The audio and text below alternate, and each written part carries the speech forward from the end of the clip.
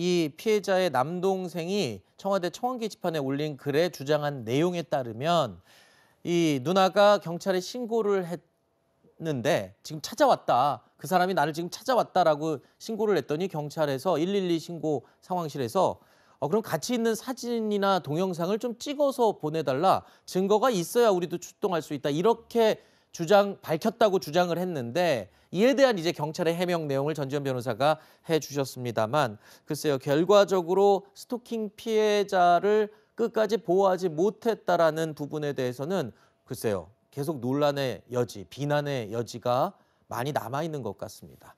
자, 저희가 다음 사건으로 하나 더 이 얘기를 이어가 보겠습니다.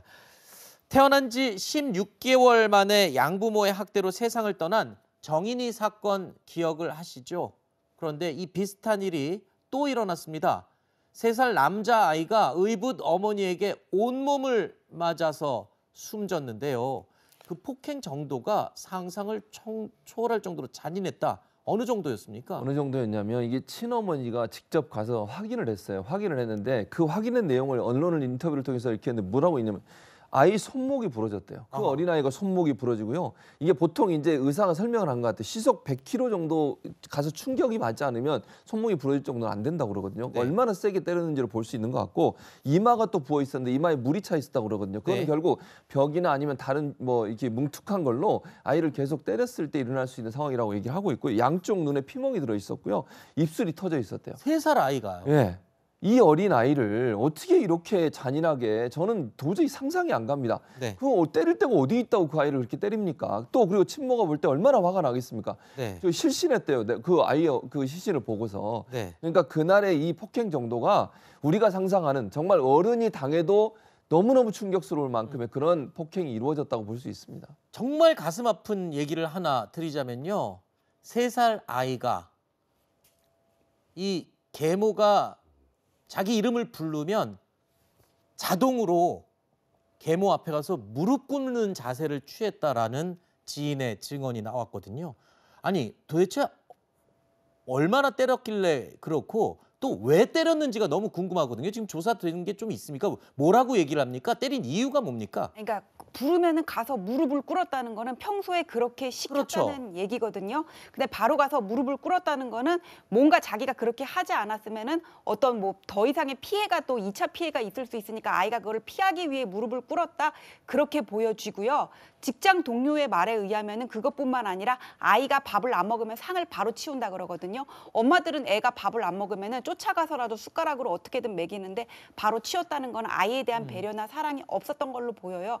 그래서 그 이유를 엄마한테 물어봤더니 뭐냐면은 그 아이가 친엄마와 닮았다는 이유로 때렸다고 하는데 아하. 그거는 이유가 안 되고 보통의 이런 가정폭력을 보면은 정말 이유 같지 않은 이유들을 대거든요. 네. 그렇기 때문에 저 계모 같은 경우에는 아이를 그냥 돌봐줄 의사 자체가 없었다. 그냥 그런 거는 핑계에 불과할 뿐이다. 이렇게 보입니다. 그 때린 이유 가운데 경찰에서 진술한 내용, 그러니까 친엄마를 닮았다라는 이유로 때린 게 이유가 되고요. 또 한 가지 본인이 술이 취해서 때린 것이다라고 얘기하는데 이 떠오르는 게 있습니다. 전형적으로 심신미약 주장에서 어떻게든 죄를 감형받으려는 그런 의도로 보이는데요. 변호사님은 어떻게 보세요? 사실 지금 이런 사건이 터지면 보통은 술에 취해서 내가 감정을 제대로 조절 못해서 이제 그게 결국 이제 법원에 갔을 때는 본인이 그 당시에 상황이 심신미약 상태였다는 걸 주장하기 위한 뭐 전형적인 그런 진술 아니겠습니까?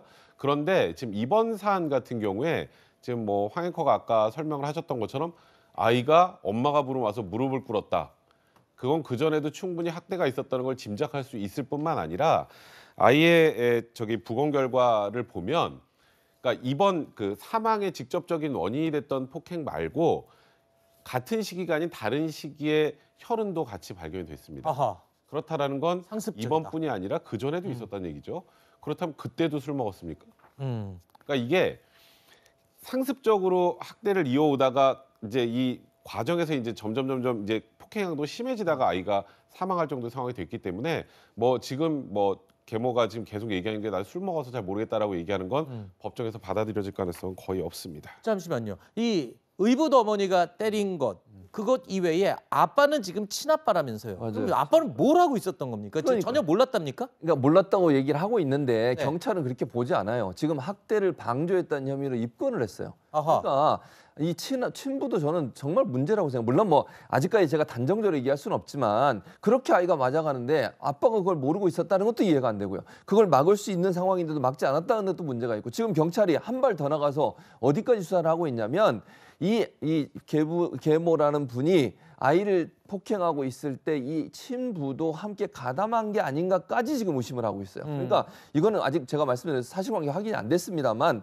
경찰이 그렇게 보고 있다고 하는 것은 친부도 적극적으로 말리거나 아니면 이걸 못하게 하거나 이런 알겠습니다. 상황이 없다고 보여지고 또 하나 문제는 뭐냐면 혹시나 폭행에 가담했을 가능성도 우리는 지켜봐야 된다 이렇게 보여집니다. 네, 저희 PD가 시간이 없어서 빨리 넘어가자고 하는데 전 이걸 꼭 봐야 되겠습니다. 지금 이 모두 피의자로 부부가 다 입건이 됐습니다. 의붓 엄마의 모습 보시죠.